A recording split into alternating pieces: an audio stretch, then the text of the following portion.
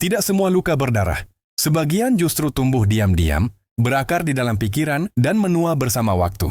Luka semacam itu sering tertinggal ketika seorang wanita memilih untuk berselingkuh bukan hanya pada pasangannya, tetapi juga pada dirinya sendiri.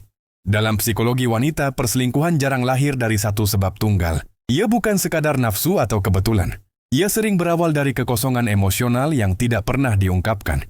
Perasaan tidak dilihat, tidak didengar, atau tidak dihargai. Ketika kebutuhan emosional itu tidak terpenuhi, sebagian wanita mulai mencari cermin lain untuk memantulkan nilai dirinya.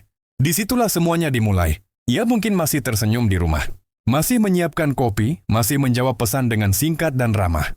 Namun di dalam dirinya ada percakapan sunyi yang tidak pernah selesai. Apakah aku masih berarti?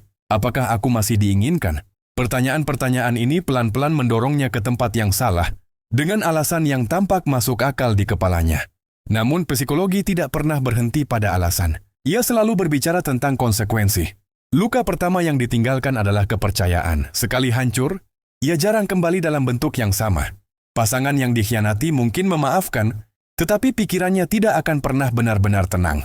Setiap keterlambatan, setiap senyap, setiap perubahan kecil akan menjadi alarm.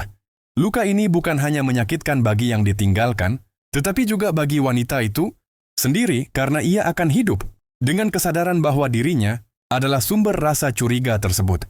Luka kedua adalah rasa bersalah yang tersembunyi. Banyak wanita tampak kuat setelah perselingkuhan, tetapi di balik ketenangan itu ada beban moral yang berat.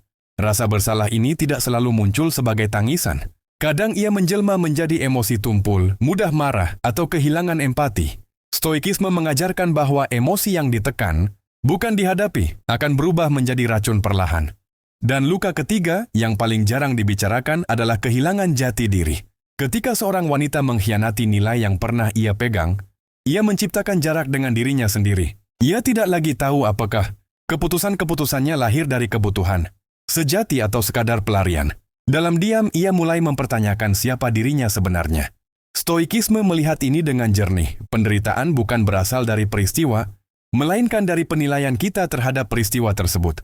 Perselingkuhan menjadi luka mendalam karena ia bertentangan dengan nilai kejujuran, kendali diri, dan tanggung jawab tiga pilar utama kebijaksanaan Stoik. Wanita yang berselingkuh sering berpikir ia sedang mencari kebahagiaan. Namun Stoikisme berkata sebaliknya. Kebahagiaan tidak pernah ditemukan. Dengan mengorbankan karakter, apapun yang didapat dengan mengkhianati nilai, akan berakhir dengan kehilangan yang lebih besar. Bagi yang ditinggalkan, luka itu mengajarkan kewaspadaan. Bagi yang berselingkuh, luka itu menjadi guru yang kejam.